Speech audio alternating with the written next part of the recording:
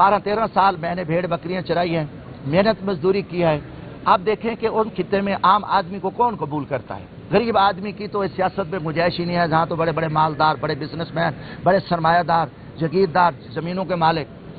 مگر اللہ کا شکر ہے کہ میرا مشن اس وقت بھی حق سچ پہ تھا، سچائی کا سفر تھا، جو میں وقت کے بڑے بڑے فرعونوں، جگیرداروں، نوابوں، سرداروں سے ٹکرا کر میں نے اپنے غریب طبقے کی خدمت کی، مزدور اجڑے طبقے کی. الحمدللہ آج ریڑھی والا، جوتے پالش والا، مزدور مل بھر کر، ہاری کسان اپنے آپ کو ایم این اے سمجھتا ہے.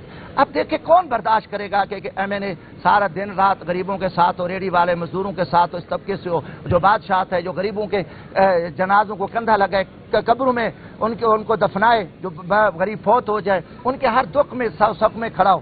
تو یہ چیزیں ان لوگوں کو پسند نہیں تھی. ہر دور میں میرے خلاف انہوں نے من گھڑت بے بنیاد کیسز بنائے اور بے شرمناک. کہ کل مجھے کیا کر رہا تھا الیکشن کمیشن، آج الحمدللہ میں سمجھتا ہوں کہ اللہ تعالیٰ کے بعد عدلیہ ہماری آخری امید ہے.